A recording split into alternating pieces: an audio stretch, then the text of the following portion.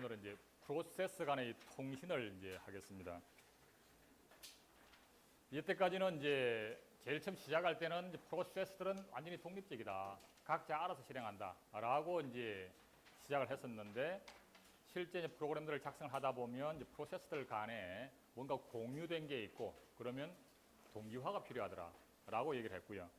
이제는 프로세스들 간에 각자 따로 노는 것이 아니라 필요할 때 정보를 서로 주거니 받거니 할 필요가 있겠다. 그럴 때 어떻게 할 거냐. 뭐 이런 얘기입니다.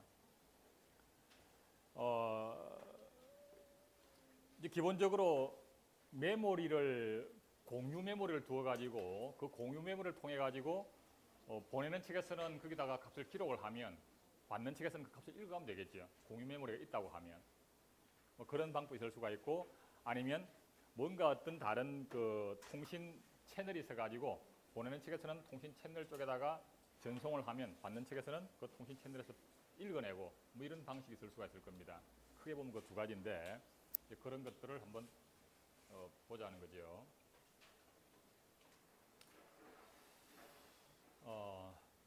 우선 이제 그 한 프로세스에 소속된 스레드들 간에는 공유된 것들이 많죠. 그 전역 변수는 다 공유된 거니까.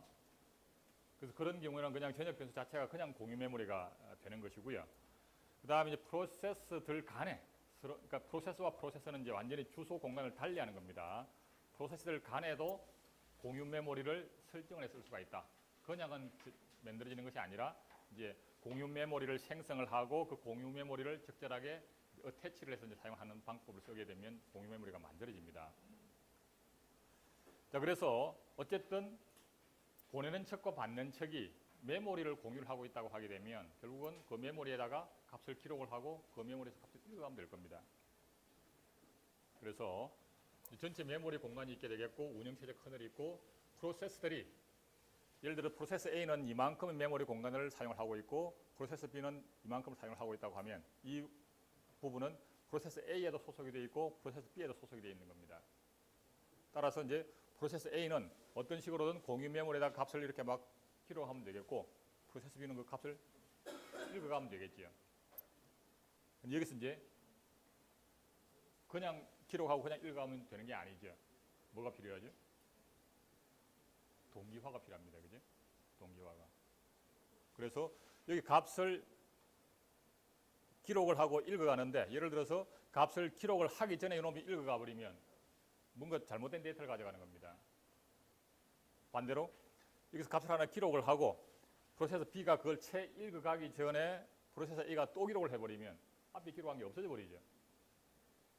그래서 적절하게 동기화가 필요하고요. 사실은 그 동기화가 바로 지난 챕터에서 했던 유한 버퍼 문제입니다. 그래서 여기다가 유한 버퍼를 두고 그래서 세마포 두 개를 그때 이용을 해가지고 뭐 풀 세마포, 엠프티 세마포를 이용을 해서 여기서 프로세서 A는 거기다가 버퍼가 찰 때까지는 계속 기록할 수가 있고 프로세서 B는 또 버퍼가 빌 때까지 꺼내갈 수가 있고 뭐 이런 식의 것들을 본 겁니다. 그래서 이때 이 공유 메모리가 바로 유한 버퍼를 이용해서 만들면 되겠다 이런 얘기입니다. 그죠? 그래서 이 공유 메모리 영역에다가 그 데이터를 저장하기 위한 버퍼 공간도 있고 거기다가 뭐 헤더, 테일을 뭐 구별하기 위한 뭐 무슨 변수도 있고 그 다음에 세마포도 따로 그 두 개의 프로세서가 같이 공유하는 세마포도 이용을 하고 이렇게 이제 해야 되는 거죠. 다른 한 가지 방법은 이제 메시지 패싱 방법, 메시지 전달 방법이 되겠는데 어쨌든 지금처럼 이렇게 공유 메모리를 쓰려고 하니까 뭐 개념은 단순한데 이 동기화를 잘 처리를 해줘야 된다 이거죠. 그건 프로그래머 책임입니다.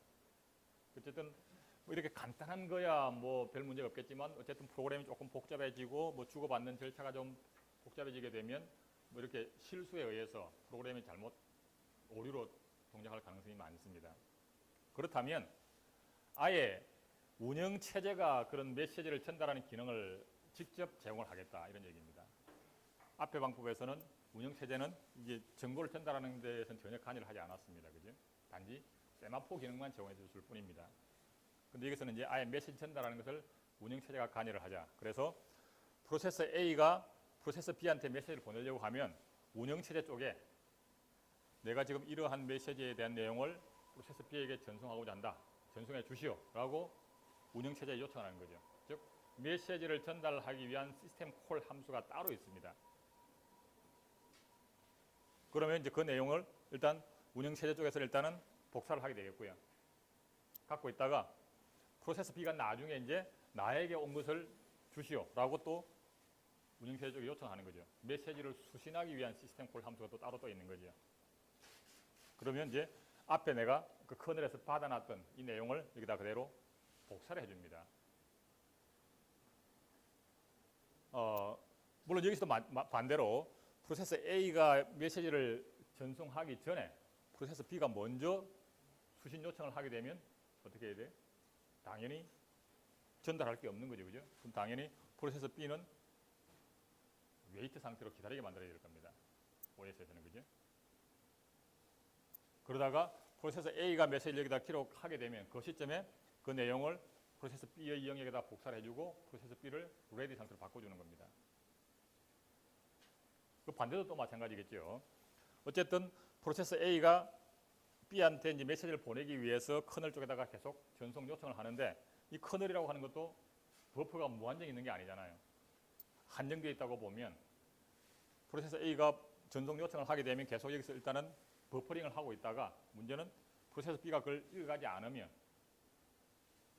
버퍼가 가득 찰 수가 있다 이거죠. 버퍼가 가득 차면 그 시점에 프로세스 A를 대기 상태로 바꾸는 겁니다. 그리고 나중에 이제 프로세스 B에게 이제 메시지를 전달하고 난 뒤에 여유 공간이 생기면 프로세스 A를 다시 레디로 바꾸주는 거죠. 그런 기능들이 이제 운영체에 들어가야 되는 겁니다. 즉 메시지 샌더, 메시지 리시버라고 하는 시스템 콜 함수를 그렇게 만들면 된다 이런 얘기입니다. 근데 잘 들어봤더니 사실은 아까 여기서 보면 유한 버퍼 문제를 갖고 공유 메모리에다 기록을 하고 읽어간다고 했는데 결국은 그 유한 버퍼 문제가 커널로 들어온 거죠. 그죠? 결국은. 그래서 결국 커널 자체에 유한 버퍼 문제와 유사한 형태의 내용이 여기에 미리 들어있는 겁니다. 그리고 사용자는 응용 프로그램을 만드는 사람은 이제는 그것에 고민할 필요 없이 그냥 샌더 리시버만 요청을 한다. 이렇게 되는 거죠. 자, 그래서 이제 메시지 패싱 방법을 쓰게 되면 이제 결국은 프로그램을 작성하는 사람은 훨씬 간편합니다. 그죠? 메시지를 보내주시오, 뭐 나의 온 것을 주시오 이렇게 이제 하기만 하면 되니까. 대신에 이제 두 가지를 잘 보게 되면 결국은 이제 이쪽 방법이 프로그램 작성은 훨씬 간편한데 단점이 있을 수도 있겠죠. 어떤 단점이 있을까요? 프로그램은 작성은 간편할지 모르지만 어쨌든 실제 메시지가 전달되는 절차가 좀 복잡하잖아요. 그죠? 단계가 많습니다. 여기서는 이제 프로세스 A가 이 메모리 공간에다 그냥 어떤 식으로든 기록을 하면 되고 이러면 읽어내기만 하면 되는데 여기서는 프로세스 A가 전송을 요청하려고 하면 일단은 전송될 메시지를 다 만들어야 되겠죠. 그죠? 메시지를 완성을 한 다음에 그 한 묶음을 보내주시오라고 요청을 하게 되면 그럼 운영체제는 이 프로세스 A에 있던 이 영역을 그대로 커널에다 복사를 합니다. 마찬가지로 프로세스 B는 수신을 요청을 하게 되면 커널에서는 그 내용을 이 프로세스 영역에다 다시 또 그대로 복사를 해주게 되겠고 그럼 이 프로세스 B는 그 내용을 다시 이제 가져가 쓰는 거죠. 그래서 이렇게 메모리 복사하는 절차가 여러 번 걸쳐 있습니다. 따라서 시간이 좀 더 걸리겠다는 생각을 해볼 수 있죠. 그죠? 그래서 이제 저렇게 이제 하는 데 있어 가지고 뭐 전송량이 많지가 않으면 별 문제가 아닐 텐데 이제 전송량이 많으면 뭐 이것도 문제가 될 수도 있다. 뭐 이런 얘기고요.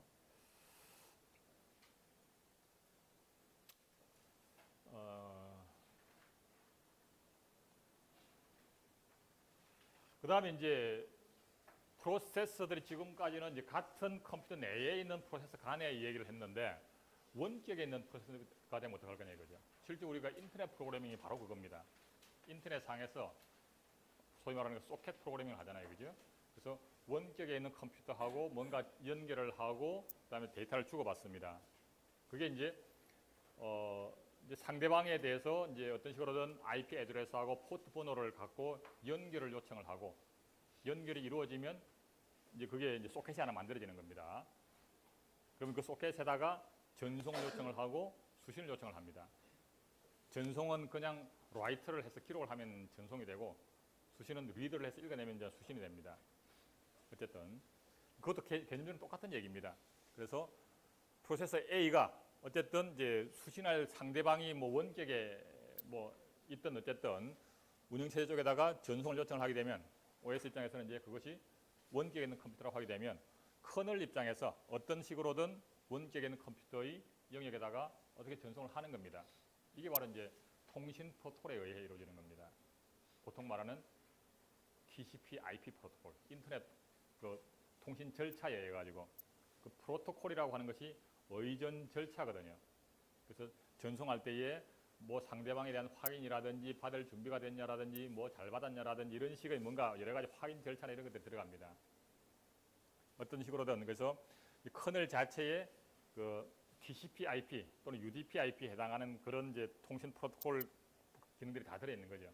보통 그걸 이제 뭐 무슨 뭐 그 프로토콜 스택이 들어 있다 뭐 이런 얘기를 씁니다.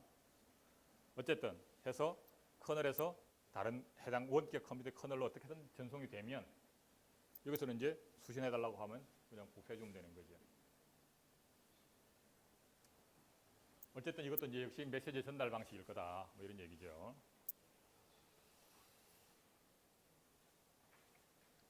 자, 그래서 이제 공유 메모리를 쓰게 되면 아까 얘기한 것처럼 이제 결국은 그 유한 버퍼 문제와 같이 그런 방법에 의해 가지고 실제 이제 그 전송을 하면 되겠고요.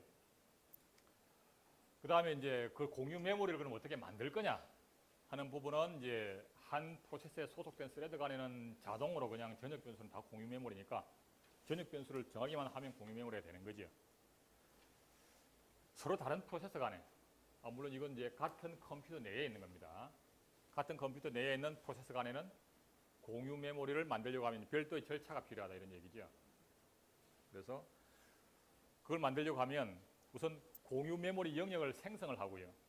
크기를 적절하게 지정을 해서 예를 들어서 뭐 1kB짜리 공유 메모리를 생성해 주시오 라고 커널에 요청을 합니다. 이게 이제 실제 표준 라이브러리 함수가 SHM-get이라고 하는 게 있습니다. Shared Memory Get 이런 얘기죠. 쉐어드 메모리를 만들어 주는 겁니다. 그래서 하나 생성을 하게 되면 그거에 대한 고유 아이디를 하나 리턴해 주게 되면 그 아이디를 갖고 다시 이제 그 쉐어드 메모리가 하나 만들어지고 그거를 그 아이디를 이제 프로세서들 간에 공유를 한다고 하면 그 아이디를 갖고 이제 자신의 주소 영역에다가 이제 갖다 붙입니다. 어태치를 한다 그러죠. 쉐어드 메모리 어태치. 그다음에 다 쓰고 난 필요 없으면 디태치를 하게 되면 이제 제거가 되는 겁니다. 근데 이제 공유 메모리를 이제 프로세서들 간에 쓴다라고 하게 되면 처음 이제 그 N은 생성이 되겠지만 뒤에 이 공유 메모리를 어태치하는 프로세서는 이미 있는 공유 메모리를 찾아서 써야 되겠죠, 그죠? 그래서 SHM-get 함수는 있으면 그냥 그 아이디를 갖고 찾아내고 없으면 생성을 하고 뭐 이런 식의 기능들이 들어 있습니다. 그래서 구체적인 그 함수에 대한 프로토타입은 이제 부록에 보면 이제 나와 있습니다. 그 활용하면 되겠고요. 이제 실제 이런 이제 공유 메모리를 사용을 해서 이제 프로그램을 작성할 일들이 이제 있으면 좀 이렇게 우리가 보통 간단한 프로그램들은 이런 걸 쓸 일이 잘 없었죠, 그죠? 그래서 뭐 이렇게 세마포라든지 공유 메모리라든지 이런 것들을 갖고 이제 프로그램을 작성해 볼 필요가 있는데. 예를 들면 우리가 어떤 그냥 프로세스에서 메모리를 우리가 추가로 할당 받아올 때 쓰는 방법. 예를 들면 이제 그냥 그 표준 C 라이브러리 함수 같으면은 메모리 알로케이션 해서 여기다가 어떤 사이즈를 주죠. 예를 들어서 1000바이트 하면 여기에 주소가 나옵니다. 일종의 포인트지요. 이렇게 하게 되면 결국은 한 프로세스 자체가 있으면 프로세서가 이렇게 있게 되면 그 프로세서의 주소 공간, 논리적인 주소 공간상에서 앞부분이 코드가 되고 예를 들어서 이제 프로세서가 0번지부터 들어간다고 하게 되면 여기 0번지부터 시작을 하겠죠. 쭉 연달아서 데이터 영역이 들어가고요. 뭐 잘 알다시피 뭐 전역 변수나 뭐 이런 것들이 들어갑니다. 그리고 주소 공간의 끄트머리에 스택이 들어가고요. 물론 이 밑에는 이제 커널 주소 공간으로 할당이 되기도 합니다. 근데 커널 주소 공간은 어차피 우리가 응용 프로그램에서는 해당 사항이 아니기 때문에 이건 관심이 없는 거죠. 그래서 이제 이렇게 메모리를 추가로 할당받아 오게 되면 결국은 현재 주소 공간상에서 예를 들어 저기가 한 2000번이라고 그럽시다. 여기에 이만큼 더 늘어나는 거죠. 1000바이트짜리가. 그래서 이 주소가 반환이 됩니다. 그래서 메모리를 추가로 할당할 때마다 조금씩 늘어나는 거죠. 이렇게. 그래서 이 주소가 다시 반환이 되고, 그래서 그 주소를 갖고 그것을 이제 포인트 삼아서 여기다 값들을 막 이렇게 이제 우리가 쓰거나 읽을 수가 있게 되겠죠. 물론 스택이라고 하는 것은 이제 반대로 스택이 계속 푸시가 되기 때문에 스택이 가득 차면 다시 위로 이렇게 스택이 증가해 올라옵니다. 그래서 어쨌든 양쪽에서 이렇게 이제 커져 와서 어쨌든 이제 점점점 이렇게 이제 가까워질 텐데, 물론 여기서 이제 메모리를 할당을 하고 해제를 하게 되면, 예를 들어서 이렇게 할당을 하고 또 뭔가를 500바이트를 할당을 하고 또 800바이트를 할당을 하고 난 뒤에 지금 이것을 해제를 하게 되면 메모리 프리 해서 이렇게 해서 앞에서 받은 그 주소를 해제를 하게 되면 이 부분은 이제는 이 프로세스의 주소 공간이 아닌 거죠.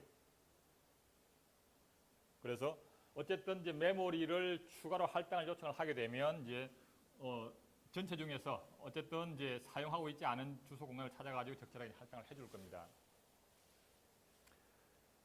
이 쉐어드 메모리 어태치도 똑같은 얘기입니다. 쉐어드 메모리 어태치도.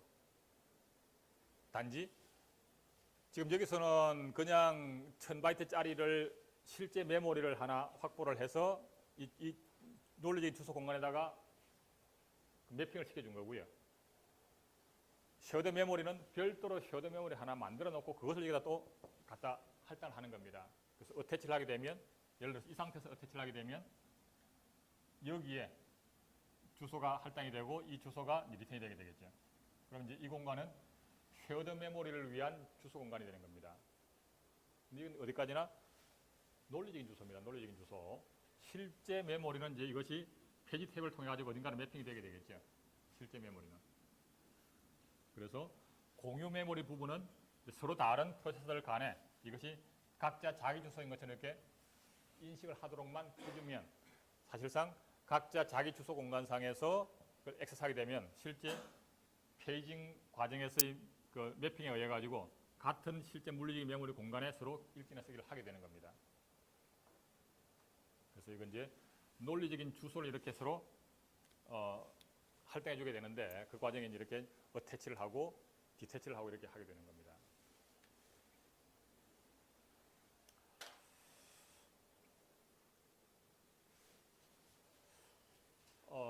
그 다음에 이제 공유 메모리하고 유사한 다른 하나가 이 파일 매핑이라는 게 있습니다. 그러니까 예를 들면 우리가 이제 그 두 개의 프로세서 간에 뭔가를 정보를 주고 받고 하는 데서 가지고 공유 메모리가 없다고 하면 파일을 한번 이용해 볼까 하는 생각을 해볼 수 있겠죠.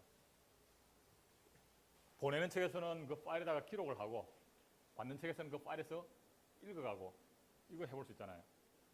그럼 같은 파일에다가 기록을 하고 같은 파일에서 읽어내게 되면 어쨌든 정보 전달이 될 테니까.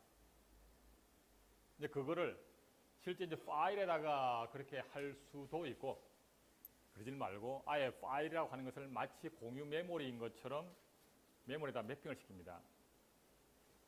그래서 앞에서 우리가 이제 공유 메모리 하나 만들려고 하면 이제 어떤 일정한 크기의 공유 메모리를 이제 어떻게 정의를 하고 이제 확보를 하게 될 텐데, 그거를 이제 만들기 위해서 보통 보면 이제 그 고유한 이제 어떤 키 값을 하나 생성을 해서 그 키 값을 갖고 이제 만듭니다. 그리고 그 같은 키를 가지고 또 그 공유 메모리를 찾아내고 뭐 이렇게 해서 이제 하게 되는데, 파일이라고 하는 거, 파일 이름이라고 하는 것만 같이 알고 있으면 그 파일에다가 기록을 하고 그 파일에서 읽어내기만 하면 될 거다. 그래서 그것을 아예 파일 매핑을 하게 되면 그 파일이라고 하는 것이 마치 메모리인 것처럼 처리가 되는 겁니다.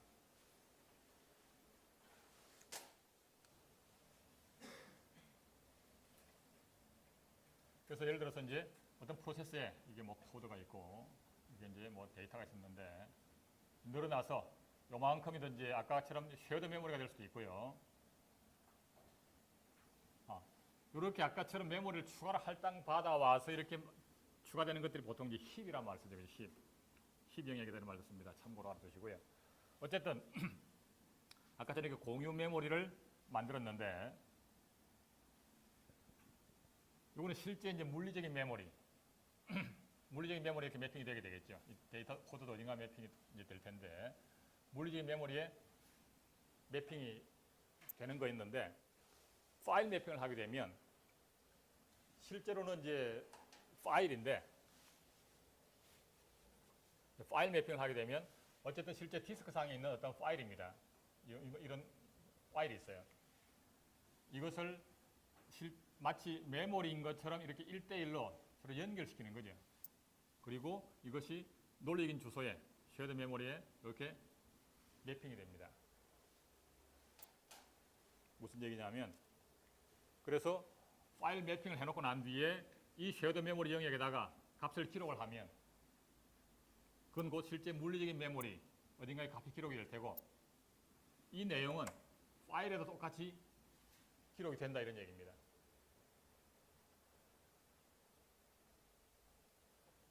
물론 여기서 이제 이 물리적인 메모리에 있는 것과 파일 간에 어떤 식으로 이렇게 이제 어느 시점에 기록이 될지는 그건 이제 운영 체제가 파일 시스템에서 알아서 이제 해줄 겁니다. 적절한 시점에. 즉 실제 여기다가 이제 기록해 놓지만 값이 하나 바뀔 때마다 그때그때 기록하는 건 아니고요. 이렇게 기록된 것을 가끔 한 번씩 이렇게 이제 파일 디스크에다가 기록을 해주는 겁니다. 그러면 또 다른 프로세서도 마찬가지로 이 쉐어드 메모리 영역을 같은 파일 매핑을 하게 되면 결과적으로 이것도 이걸 같이 보게 되는 겁니다. 여기에다가 기록을 하게 되면 파일에다 기록이 되는 것이고 역시 읽어내면 파일 내용하고 같은 게 읽혀 오는 겁니다. 그래서 원리상으로 보면 결국은 공유 메모리고요. 원리상으로 보면 공유 메모리고 그 공유 메모리를 지정하는 방법을 파일 이름을 이용을 한 거죠. 그런 면에서 결국은 공유 메모리와 같은 얘기입니다. 그죠? 그냥 공유 메모리는 파일하고 상관이 없이 그냥 나름대로 어떤 적절한 키값을 하나 지정을 해서 어떤 문자일이든 뭐 숫자든 간에 키값을 하나 지정을 해서 그 키값을 가지고 공유 메모리를 생성을 하고 그 키값을 가지고 공유 메모리를 찾아내고 이렇게 합니다. 그 방법을 그 대신에 그냥 특정 파일 이름을 이용을 한 거죠. 그렇게 해서 사실상 공유 메모리가 만들어진 거고요. 대신에 이렇게 만들게 되면 결국은 공유 메모리에 기록한 내용들은 이 파일에서도 읽어낼 수가 있습니다. 이 파일을 오픈해서 읽어내도 역시도 그 내용이 똑같이 나오겠지. 파일에도 기록이 남는 겁니다. 그죠? 그래서 이렇게 이제 어떤 식으로든 공유를 할 때에 이렇게 파일 매핑을 이용할 수도 있다. 그게 이제 파일 매핑 또는 뭐 메모리 맵드 파일, 즉 메모리에 매핑되어 있는 파일 뭐 이런 식으로 이름을 쓰기도 합니다.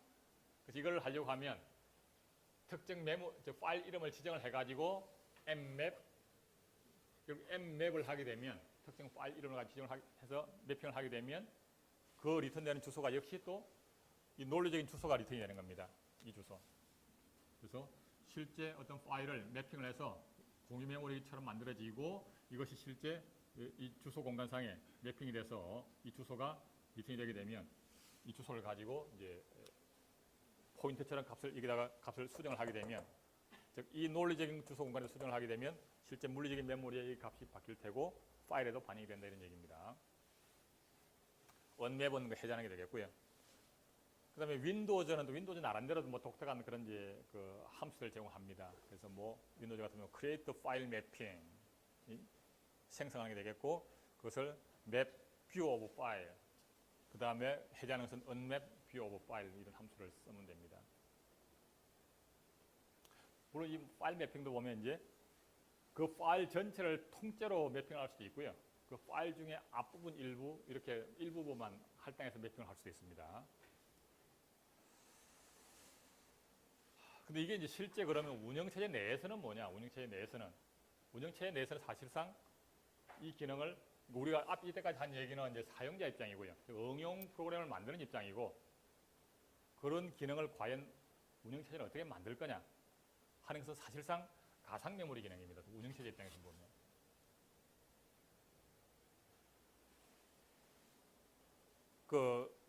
어쨌든 프로세서가 실행을 하면서 어떤 내가 원하는 내용, 페이지가 메모리 적재가 안 돼서 페이지 폴트가 나고 그 시점에 해당하는 내용을 뭐 실행 파일이든 아니면 수압 디바이스에서 읽어 들어오죠. 그럼 나중에 또 이 페이지가 수압 아웃이 되면 어딘가에 다시 기록을 해놨다가 나중에 다시 가져옵니다. 똑같은 얘기예요. 그래서 결국은 이것이 이제 실제 파일하고 매핑이 되어 있기 때문에 역시 이거 역시도 어떤 식으로든 뭐 사용을 하다가 이게 이제 수압 아웃이 된다는 얘기는 곧 해당하는 파일에 기록이 되는 겁니다. 수압 아웃이 된다는 얘기는. 해당하는 파일에 기록하는 것이고, 그럼 이것이 어떤 식으로 실행하다가 이제 메모리 사용을 하는 와중에 이것이 이제 만약에 이제 수압 아웃 대상이 돼서 수압 아웃이 됐다. 그러면 그때 기록이 될 테고, 나중에 또 그 상황에서 이쪽에서 사용을 하게 되면 페이지 폴트가 나겠죠. 그럼 또 해당하는 파일을 다시 가져오면 됩니다. 그래서 해당하는 파일이 마치 수압 디바이스인 것처럼 처리를 해주면 되는 거죠. 그래서 기능적으로는 가상 메모리 기능을 똑같이 갖고 만들면 된다. OS 입장에서는.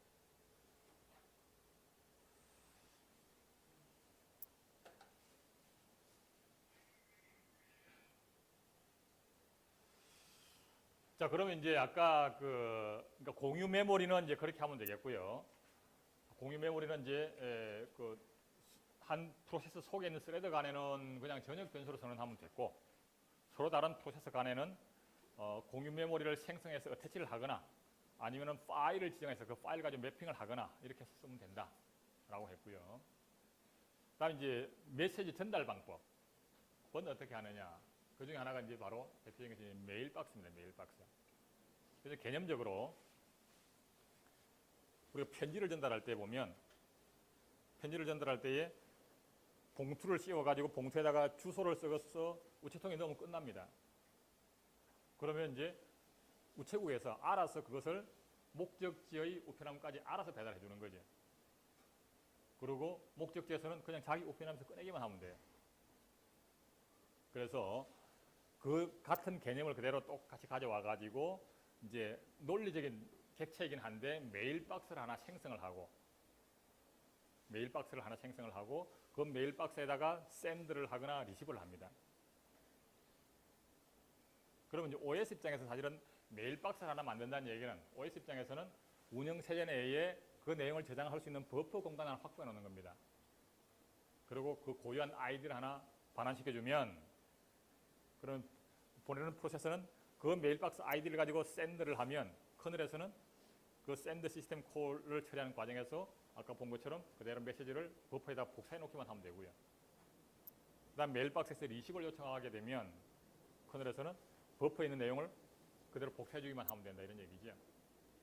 그래서 그 메일박스라고 하는 것을 하나 만들어 놓고 거기다가 송신자는 샌드를 요청을 하고 수신자는 리시브를 요청을 하고 이렇게 하면 된다는 얘기죠. 뭐 그런 것들이 사실은 이제 운영 체제마다 약간씩 조금씩 다른 이름들을 갖고 있고 기능들도 조금씩 다릅니다.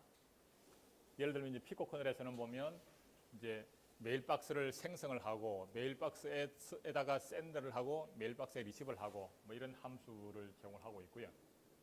포식스 표준에 보면 메시지 get, 메시지 send, 메시지 receiver 뭐 이런 식으로 이제 이름을 갖고 있습니다. 이름이 좀 이렇게 축약을 해서 자연스러운 단어는 아닌데 어쨌든 메일박스를 생성하는 것이 되겠고 생성을 하거나 아니면 이미 있는 메일박스를 키를 갖고 찾아내거나 하는 겁니다.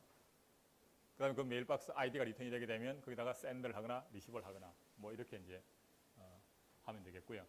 이게 이제 어떤 데는 보면 메시지 큐라고 하기도 하고 뭐 메시지 포트라 그러기도 하고 뭐 메일 슬래시라 그러기도 하고 약간씩 이름들도 좀 다르고 여러 가지가 있습니다. 그리고 기능들도 조금씩 다르고요. 예를 들면 모든 그 송신 수신하는 메시지 사이즈는 항상 동일하게 똑같다. 예를 들면 4바이트짜리다 또는 10바이트짜리다. 일정한 크기로만 주고받게 하는 경우도 있고 보낼 때마다 그 사이즈를 지금은 10바이트짜리 보내고 다음에는 100바이트짜리 보내고 크기를 마음대로 가변시켜가면서 주거니 받거니 할 수 있는 그런 기능을 갖고 있는 경우도 있고 약간씩 차이가 있습니다.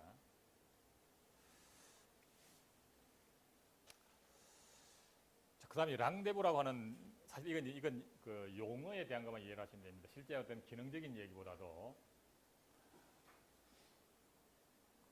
이제 어쨌든 이제 메시지를 전달하게 되면 그 커널 내에 이제 버퍼가 있습니다. 그 버퍼에다가 버퍼링을 했다가 전달해 주는데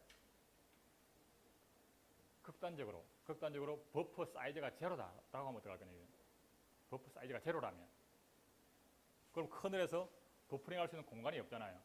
그러면 샌드를 요청을 하게 되면 일단 샌드 요청한 프로세서를 일단 웨이트 상태로 대기를 시키는 거죠. 왜냐하면 버퍼링 할 공간이 없기 때문에. 언제까지? 수신 프로세서가 리시브를 요청할 때까지 기다렸다가 수신 프로세서가 리시브를 요청해오면 그 시점에 샌드가 요청한 그 내용을 리시브 쪽에다 바로 복사해 주는 거죠. 그리고 둘 다 레디로 바꿔주는 겁니다. 뭐 마찬가지로 반대로 수신 측에서 먼저 리시브 요청해도 역시 대기 상태로 만들어 놨다가 송신 측에 샌드를 요청을 하게 되면 그 시점에 딱 복사해 주고 각자 계속 실행하도록 하는 거죠. 이게 무슨 얘기냐면 보내고 받는 것 간에 딱 두 개가 준비가 됐을 때 바로 딱 전달이 되고 각자 간다는 얘기입니다. 랑데부라는 게 그거죠, 그죠? 둘이 딱 만나는 거잖아요, 만나는 거, 그죠? 그래서 이제 그런 경우를 랑데부라고 한다, 뭐 이런 얘기고요.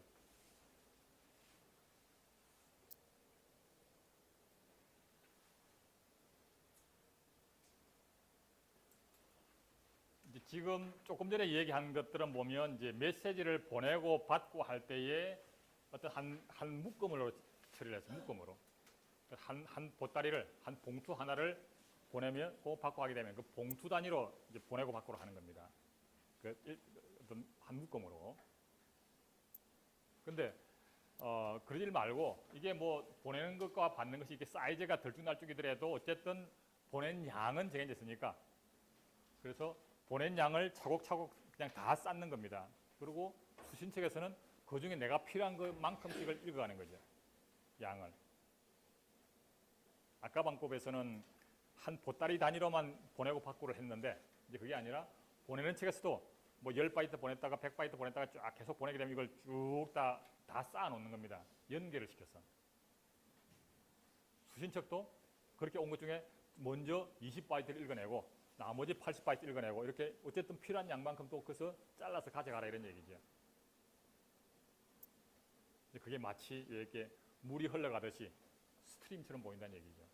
그래서 이런 걸 이제 스트림이라 그러는데 그래서 바이트 단위로 쭉 계속 데이터를 쌓아놨다가 읽어가는 것도 그 중에서 원하는 만큼씩 이렇게 잘라서 읽어가는 겁니다. 이런 것들 스트림이라 그러는데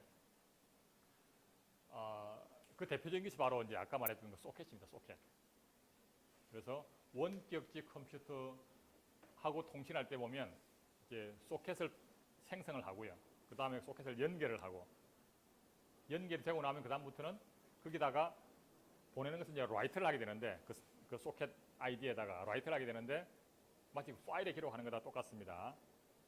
파일을 오픈을 하고 거기다가 우리가 라이트 하듯이 소켓이 하나 만들어지면 그 소켓 아이디에다가 그냥 라이트를 하는 겁니다. 그 라이트하는 양은 한 바이트일 수도 있고 10바이트일 수도 있고 그냥 뭐 필요한 만큼 그냥 라이트를 하면 됩니다. 마찬가지로 수신하는 측에서는 그 마치 파일에서 읽어드리듯이 그 소켓 아이디를 갖고 뭐 10바이트 읽어주시오, 100바이트 읽어주시오 이렇게 하면 그 필요한 양만큼 가져가는 겁니다.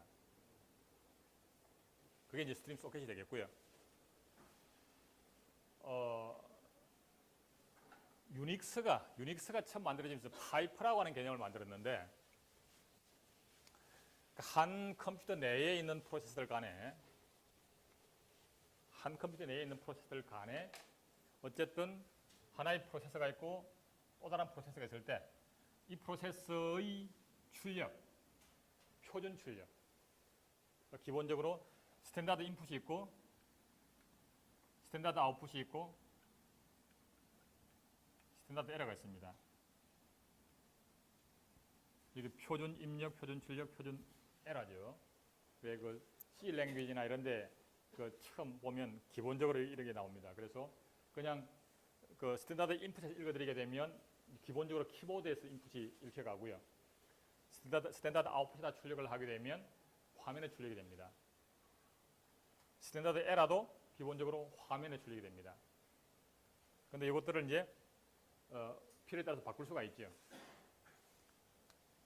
그리고 이제 그 오픈을 한 파일처럼 이것도 이제 기본적으로 0번, 1번, 2번으로 딱 보통 정해져 있습니다.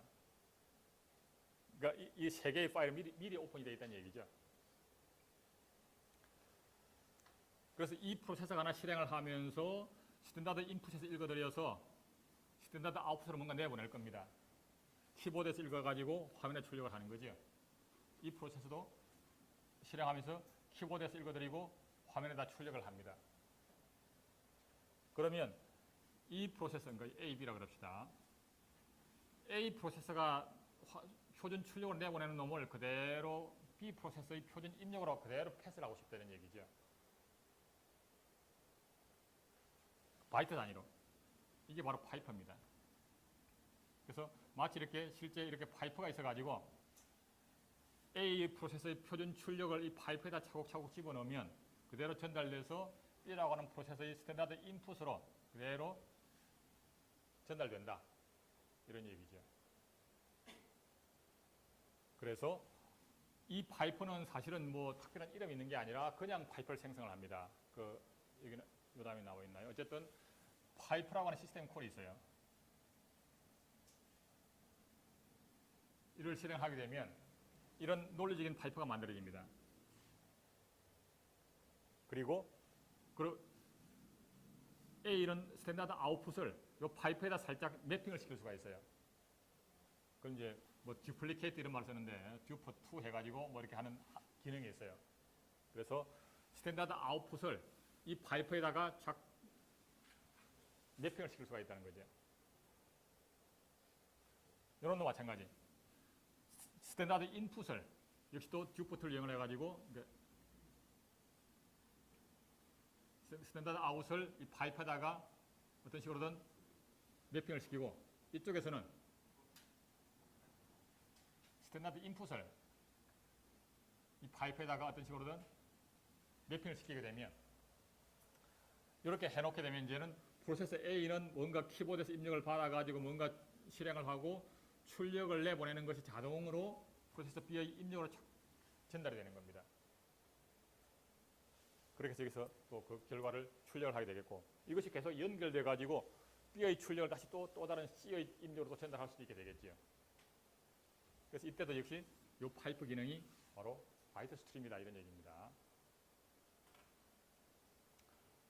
실제 유닉스를 쓰면 이런 식의 것들을 실행할 때 보면 예를 들어서 A를 실행을 하고 그 다음에 이렇게 버티컬 바를 하나 쓰고 B를 이렇게 실행을 하게 되면 실제 이 작업이 일어나도록 처리를 합니다. 그러면 이제 A와 B가 각각 실행을 하는데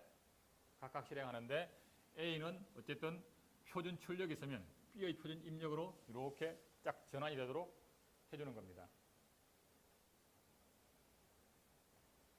다시 말해서 이렇게 우리가 사용자 입력을 하게 되면 이 한 줄을 쉘 프로그램이 읽어드린 다음에 중간에 이렇게 버티컬 바가 하나 있어? 그러면 각자 따로 실행해야 되겠네. 각자 프로세서를 생성을 하고 이렇게 파이프 만들고 이렇게 듀플리케이트 시켜가지고 실행을 시키는 겁니다. 그러면 원래 프로세서는 사실은 바꾼 게 아무것도 없어요. 그죠? 원래 프로세서는 바꾼 게 아무것도 없는데 이 출력을 B에 연결할지 아니면 다른 거에 연결할지 그냥 파이프를 그냥 연결시키기 나름인 겁니다. 이 나온 출력을 또다시 어떤 C에다 넣을 수도 있고 뭐 D에다 넣을 수가 있는 겁니다. 그래서 이것에 대한 출력을 예를 들어서 뭔가를 하나 생성을 하고 그것을 예를 들면 뭐 소팅을 하고 뭐 이렇게 약간씩 뭔가 뭐 편집을 좀 해주고 뭐 이런 것들을 쭉 다 이렇게 시리즈로 나열할 수가 있습니다. 이래 된 것이 이제 원래 유닉스라고 하는 것을 만들 때에 이 파이프라고 하는 개념을 굉장히 중요시했습니다. 즉 각각은 단순한 기능들을 가진 프로세스를 만들고 이들을 파이프로 잘 연결을 하면 뭔가 우리가 원하는 기능들을 막 조합을 할 수 있도록 생각한 겁니다. 뭔가 이렇게 뭔가를 실행해서 출력이 나오면 그것을 뭐 예를 들어서 소팅을 할 수도 있고 아니면 다른 뭔가 편집을 할 수도 있고 이런 것들을 쭉 다 나열을 하게 되면 시리즈로 쭉 나열을 해서 우리가 원하는 기능이 딱 되도록 하는 겁니다. 어쨌든 이 파이프라고 하는 것도 그런 거에 해당하는 것이고, 근데 이 파이프라고 하는 것은 이제 이렇게 한꺼번에 왕창 실행할 때만 이게 의미가 있거든요. 여기서 실행하고 또 딴 데서 다른 사람이 또 실행을 하고 하게 되면 이 파이프가 뭐 어디에 있는지를 알 수가 없어요. 그래서 그러면 아예 파이프라고 하는 것도 하나 이름을 주어서 마치 그 파일처럼 이름을 하나 줘가지고 그 이름을 가진 그 파이프 이름을 갖고 그 파이프를 오픈을 하고 거기다가 리드라이트를 하면 서로 송신수신이 되도록 하자. 그래 만든 것이 네임드 파이프입니다. 네임드 파이프. 그래서 또 파일 이름이 있는데 어떤 파일은 타입이 네임드 파이프다 이거죠. 네임드 파이프의 형식의 타입을 가진 파일은 그걸 오픈을 하고 라이트를 하면 실제 어딘가에 파일이 기록되는 것이 아니라 그 네임드 파이프를 오픈을 해서 읽어드리는 프로세스한테 그냥 전달시켜주는 기능만 하는 겁니다. 어쨌든 그래서 기능적으로는 똑같은데 생성하는 과정을 이렇게 그냥 파이프 시스템 콜을 호출해서 두 개 간에 서로 연결시키거나 안 그러면 네임드 파이프 이름을 가진 파이프를 오픈을 해서 파일을 오픈하듯이 오픈을 해서 거기다가 리드라이트를 하느냐 요거만 이제 다를 뿐이지 실제 전달되는 과정은 똑같습니다. 자, 그 정도가 되겠고요. 그래서 결국은 이제 어떤 파일 시스템 상에 우리가 파일 목록을 보게 되면 이제 일반적인 레귤러 파일이 있고 그 다음에 디렉토리 타입이 있었고 그 다음에 지금처럼 이렇게 이름이 있긴 한데 타입이 네임드 파이프 타입도 있고요. 그 다음에 이미 우리가 앞서 봤던 것처럼 뭐 심볼릭 링크 타입도 있고요. 심볼릭 링크 타입은 그 자체가 파일이 아니라 실제가 뭔지에 대한 주소만 기록해 놓는 게 있었지, 그죠? 바로 가기 기능. 그런 것도 있었고, 그 다음에 소켓도 이름을 붙여서 만든 소켓이 있습니다. 마치 우리가 인터넷 소켓처럼 사용은 똑같이 하되, 연결하는 과정을 좀 달리하는 뭐 네임드 소켓도 있고요. 그 다음에 그 이름이 특정 장치를 지칭하는 뭐 장치에 해당하는 것이 있는데 장치가 두 가지가 있습니다. 뭐 캐릭터 스페셜 파일이냐, 블락 스페셜 파일이냐 이렇게 해서 파일 목록에는 있지만 이것이 실제 그 기능적으로 여러 가지가 있다는 얘기죠, 그죠? 단순히 레귤러 파일, 디렉토리만 있는 것이 아니라 네임드 파이프, 그다음에 뭐 심볼릭 링크, 네임드 소켓, 그다음에 뭐 캐릭터 스페셜 파일, 블락 스페셜 파일 이런 여러 가지가 있습니다. 그 중에 우리가 흔히 쓰는 것이 레귤러 파일을 흔히 쓸 뿐인 겁니다.